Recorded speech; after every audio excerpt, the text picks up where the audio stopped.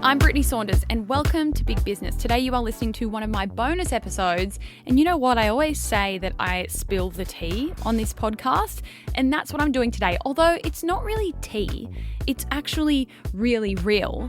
But I've had an absolute week last week. Last week was like a year for me in business. Like so many things happened. Well, actually, even going back to like the week prior. So the week prior we launched Glazy, and that was huge. And then the week after that, we opened our Parramatta store. And within that first week of being open, we got broken into. Then we had our Black Friday sale and we had our Christmas party. So all these things happened within the space of 2 weeks.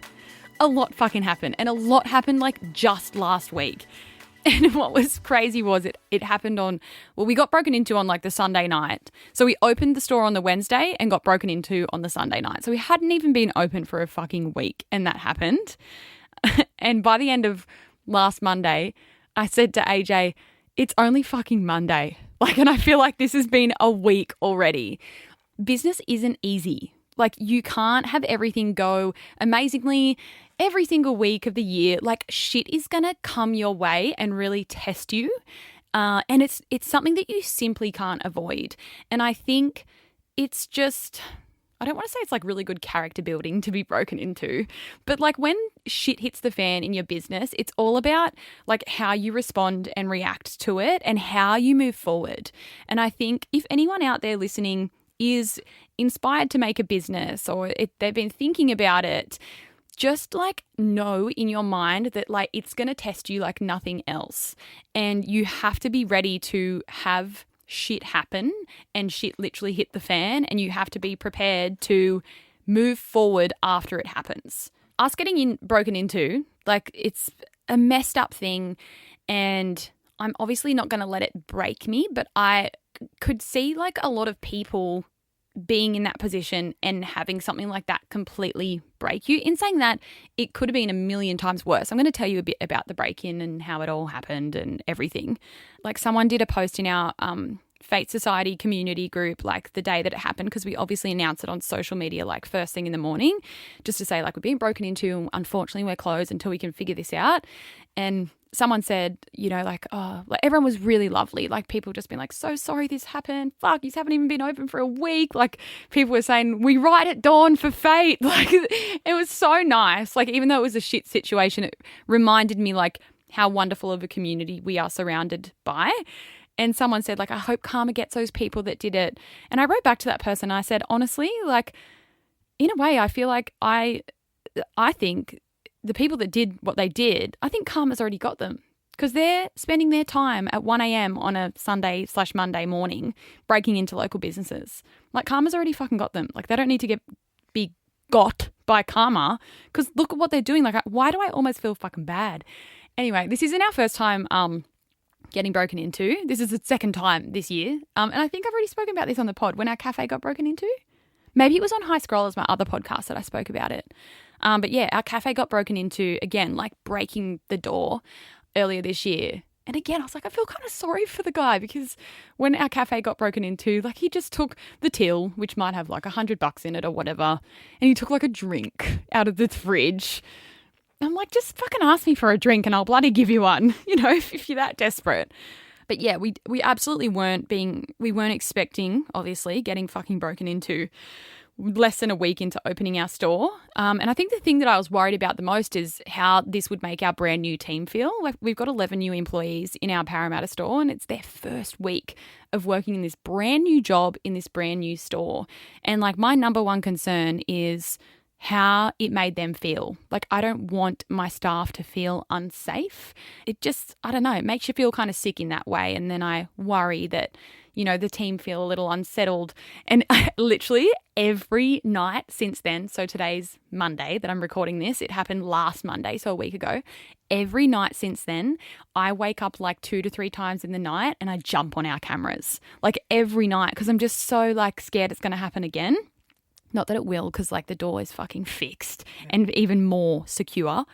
But it's just, I guess, given me a little bit of a worry in that way, where I'm waking up 2 to 3 times every night, going to the toilet, checking the fucking cameras. I'm okay, everything is all good. But yeah, that was my biggest concern to come out of it, was the way that they feel. And someone commented on our post, like when we announced that we were closed, and they were like, I'd love for you to talk about this on Big Business. And I'm like, well, you know what? I've actually had that thought too, but let me fucking deal with this store first, and then I'll talk about it on the pod.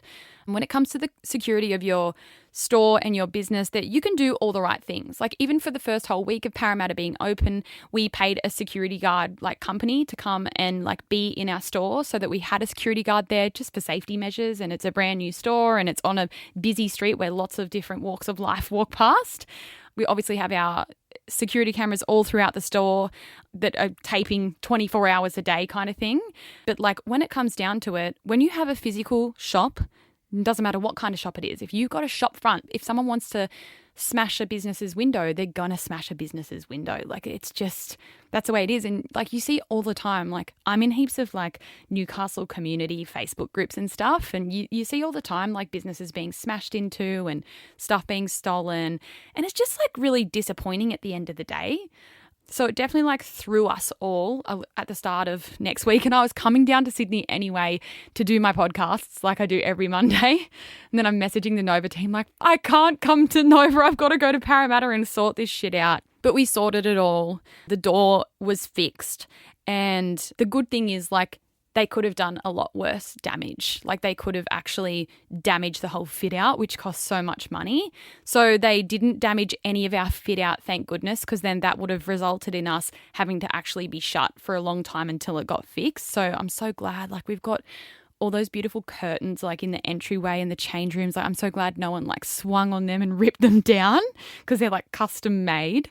So what they ended up getting away with was 30-something pieces of clothing. Is that all? Yeah, Xander's going, is that all? Well, they were only in there for 4 minutes. So 30-something pieces of clothing, and they had a trolley out the front. So they were just like fucking loading that shit up. So we keep our glazies, like our glazy stock isn't on the floor. It's like in drawers behind the counter kind of thing. So they went through all the drawers behind the counter and took a heap of like glazy stock. And then we thought they had like ripped out and taken our point of sale. But because it's all like connected, like they didn't end up getting any pieces of it, which is so good because AJ was like watching it on the camera kind of thing and thought they'd taken the point of sale. So when we announced that we were closed, we were like, our point of sale is gone. Then I had like Shopify ringing me going, do you need another point of sale? But by the time I got there, I was like, oh, the POS is still there. It was just kind of all thrown all over the place. They took an iPad and our till. Other than that, like that's pretty much it. And it's like, that's still fucked. Like 30-something pieces of bloody clothing. If all those things are $80 each, like that's still thousands of dollars. But it could have been a whole lot worse. And I'm so thankful that it wasn't. And I'm just thankful that like no one was there and it was in the middle of the night because we called the police and whatever, like we weren't allowed to touch anything. So like going into the store and just seeing everything like everywhere, it's like not a really nice feeling. So we like, you create a police report online these days. So like we called and then they said like create a report online and then we'll have people come there today. They didn't actually end up getting there until like maybe 1 o'clock. So I was just waiting there all day. Yeah. I'm like, come on. Because I thought I was going to be able to be there in the morning and then sort it out and then come to do the podcast. But I was like, nah, I can't make it to do the podcast.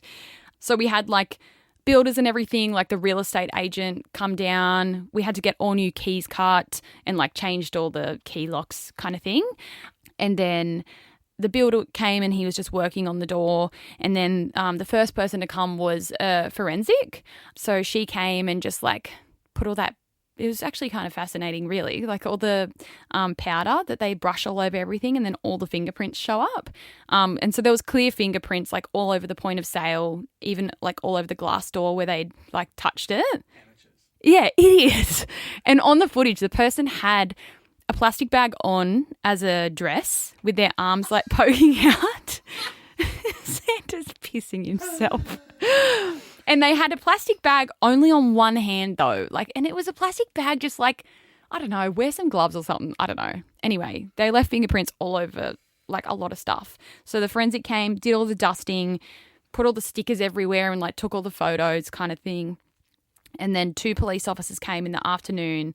And then I just basically had to screen record like the 5 minutes that the person was in there, like, and I literally airdropped them the videos. Like, it was so casual because they just got their like work iPhones. They're like, can you just airdrop me that footage? I'm like, sure. Like, you don't want me to like put it in a Google Drive and send it to an official email. I'm just airdropping it to your phone. So I airdropped all those videos to them and just like walked them through what happened kind of thing and all the stuff that they stole. And pretty much from there, like, not much is really going to happen. This is like, I don't know, I think it would depend on the severity of break-ins, like, I don't know, case to case, but they said essentially what they do is just obviously take the fingerprints away, run it through their system kind of thing. They take the footage, like, you can clearly see who the person was that like did the break-in, like, because the camera's really good night vision. Cover their face? They didn't cover their face.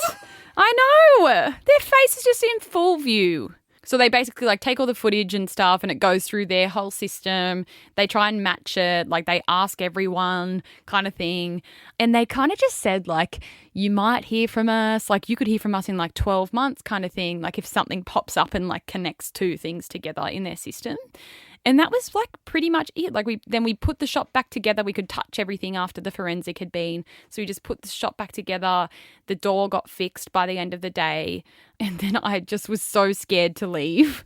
So I left all the lights on. So it was like broad daylight in there overnight.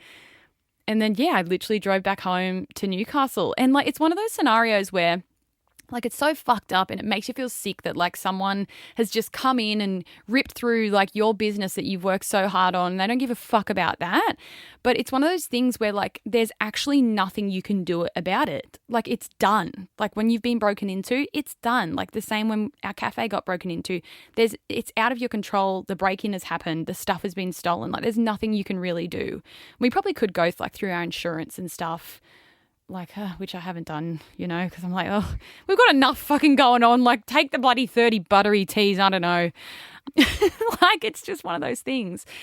It's not a nice feeling. And it's one of those things that you obviously never want to fucking experience. But I guess I'm always talking about like risk in business, and like being in business is a risk every single day. And I guess this is a risk that I choose to take when we open physical stores. Like, it's one thing to have an online business and you've got your warehouse. Like, sure, people can break into a warehouse as well. But if you're opening up shops where people are looking at them and, you know, they can see the stock through the window, doesn't matter what business it is. Like, that's a risk that you take when you open a store, is that maybe one day someone's going to break into it. And in terms of my advice for people, like, obviously make sure that your business is fully fucking locked and like that the door can't be broken into. This whole thing kind of falls back on the person that installed the door in the first place.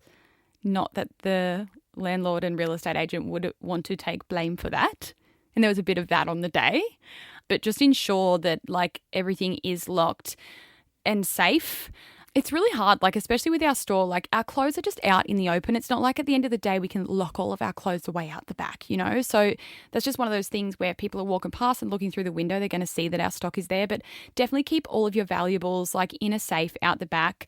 Like, we have safes out the back of every single one of our stores, like big, heavy things that no one can bloody lift and they're locked. But, you know, I guess us being really relaxed with all of our other stores, like the iPad was at the counter, you know, just little things like that. So now it's been a good reminder. Like, we've done a massive send out to all of our stores. Like, you need to put the iPad in the bloody safe every single day. But other than that, like, have good cameras. I know I've spoken about security cameras before. I don't know if I've spoken about them on here, but just like paying that money to have good security cameras. If you ever like are in a situation where you need that footage, it's going to help you a lot. And yeah, like, do everything that you can. But like I said at the start of this episode, like, if you've got a physical store, whatever it's a cafe, a restaurant, a shop, whatever it is, and if people can see it from outside, like, we're never going to be able to stop them from smashing in a window or, you know, breaking and entering. But you can definitely do little things to make your business more safe. So I guess I can add this to the bucket list of things that I've experienced in my business. Getting broken into not even a week into a store opening. And I had so many people commenting saying, I hope this hasn't put a bad taste in your mouth about Western Sydney. I'm like, not at all. Like, this shit could happen no matter where you are. Our cafe in Newcastle's been broken into. Like, it doesn't matter. geographically. Like, people do bad stuff all the time, and it sucks that it happened. I feel really terrible for the team that they may have felt like invaded in a way. But it's all about how you like pick yourself up and move forward. And it's all about how you display yourself to your team as well. So I made sure when I went in there on the Monday that I wasn't like freaking out and screaming and running around, like, remain cool, calm and collected and do all the things that you need to do to keep the thing moving forward. So that's a little update on my Parramatta break-in, and touch wood that I never have to experience it again, because it's just not a nice feeling. And thank you so much to everyone that sent lovely comments our way. And the good thing is we were open the next day. So it's back to business as usual.